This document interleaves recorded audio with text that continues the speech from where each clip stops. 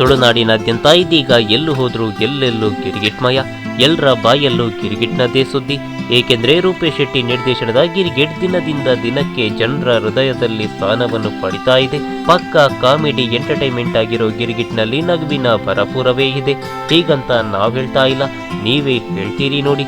ಏಕೆಂದ್ರೆ ಇಂದು ಗಿರ್ಗಿಟ್ ಚಿತ್ರದ trailer release ಆಗಿದ್ದು, ಚಿತ್ರದಲ್ಲಿ ನಗುವಿನ ಸುನಾಮಿಯೇ ಇದೆ ಎನ್ನುವುದು ಕನ್ಫರ್ಮ್ ಆಗಿದೆ.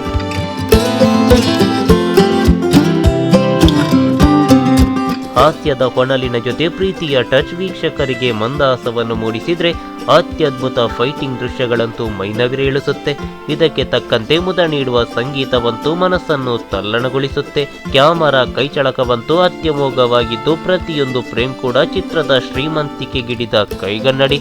ರೂಪೇಶ್ ಶೆಟ್ಟಿ ಶಿಲ್ಪಾ ಶೆಟ್ಟಿ ಜೋಡಿಯ ಈ ಚಿತ್ರದಲ್ಲಿ ಪ್ರೀತಿ, ಸ್ನೇಹ, ಸೆಂಟಿಮೆಂಟ್, ಫೈಟ್ ಎಲ್ಲವೂ ಇದೆ. ಆದರೆ ಇವೆಲ್ಲದಕ್ಕೂ ಮಿಗಿಲಾಗಿ ಹೊಟ್ಟೆ ಹುಣ್ಣಾಗಿಸೋ ಹಾಸ್ಯದ ರಸದೌತಣವೇ ಇದೆ.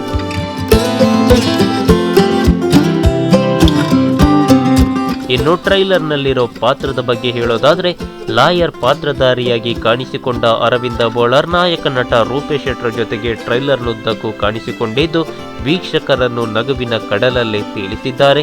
ಮಿಲಿಟರಿ ಪಾತ್ರಧಾರಿಯಾಗಿ ನವೀನ್ ಡಿ ಪಡೀಲ್ ಅವರ ಅಭಿನಯವಂತೂ ಟ್ರೈಲರ್ನುದ್ದಕ್ಕೂ ವೀಕ್ಷಕರಿಗೆ ಕಿಕ್ ಕೊಡುತ್ತೆ. ಹಾವಾಡಿಗ ಹಾಗೆ ಮೈಸಾಸುರನ ಪಾತ್ರದಲ್ಲಿ ಭೋಜರಾಜ್ ವಾಮಂಜೂರ್ ವಿಭಿನ್ನತೆಗೆ ಜೈ ಎಂದಿದ್ದಾರೆ. ಇವರ ಮಧ್ಯೆ ಉಮೇಶ್ ಮಿಜಾರೋ ರೆಟ್ರೋ ಸ್ಟೈಲ್ನಲ್ಲಿ ಹಾಗೆ ಬಂದು ಕಚಗುಳಿಗಿಟ್ಟು ಹೋಗ್ತಾರೆ. ಇವರೊಂದಿಗೆ ಪ್ರಸನ್ನ ಶೆಟ್ಟಿ ಬೈಲೂರು, ಸಂದೀಪ್ ರೈ ಮಾಣಿಬೆಟ್ಟು ಇಲ್ಲೂ ಕೂಡ ಜೊತೆಯಾಗಿ ಅಭಿನಯಿಸಿದ್ದು ವಿಭಿನ್ನ ಪಾತ್ರದಲ್ಲಿ ಮಿಂಚಿದ್ದಾರೆ. ಮುಖ್ಯವಾಗಿ ರೋಹನ್ ಶೆಟ್ಟಿ ಗಿರ್ಗಿಟ್ ಚಿತ್ರದ ಮೂಲಕ ಕೋಸ್ಟಲ್ ವುಡ್ಗೆ ಎಂಟ್ರಿ ಕೊಟ್ಟಿದ್ದು, ಖಳನಾಯಕನಾಗಿ ಅಬ್ಬರಿಸಿದ್ದಾರೆ.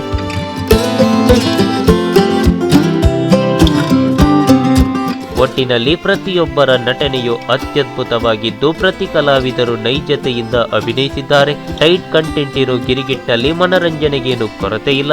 ಕೆಲಸದ ಜಂಜಾಟ, ಮನಸ್ಸು ಸ್ವಲ್ಪ ರಿಲ್ಯಾಕ್ಸ್ ಮಾಡ್ಕೋಬೇಕು ಎಂದು ಥಿಯೇಟರ್ಗೆ ಬರೋ ಪ್ರೇಕ್ಷಕರಿಗೆ ಗಿರ್ಗಿಟ್ ಮನರಂಜನೆಯ ಫುಲ್ ಮೀಲ್ಸ್ ನೀಡುತ್ತೆ ಎನ್ನುವುದರಲ್ಲಿ ಯಾವುದೇ ಅನುಮಾನವಿಲ್ಲ. ಇಷ್ಟನ್ನೇ ಕೇಳಿ ಸುಸ್ತಾಗಬೇಡಿ, ಇದು ಜಸ್ಟ್ ಟ್ರೈಲರ್ನ ಕತೆ. ಟ್ರೈಲರೇ ಹೇಗಿರುವಾಗ ಸಿನಿಮಾ ಇನ್ನೇಗಿರಬೇಡ ಎಂದು ಈಗಾಗಲೇ ನೀವು ತಿಳ್ಕೊಂಡಿರ್ಬೋದು.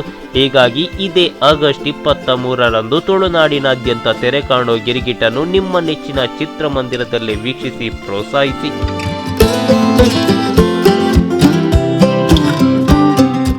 ಈ ಮಾಹಿತಿ ನಿಮಗೆ ಇಷ್ಟ ಆದರೆ ಕೋಸ್ಟಲ್ ಕನ್ನಡ ಪೇಜ್ಗೆ ವಿಸಿಟ್ ಮಾಡಿ, ಸಬ್ಸ್ಕ್ರೈಬ್ ಬಟನ್ಗೆ ಕ್ಲಿಕ್ ಮಾಡಿ.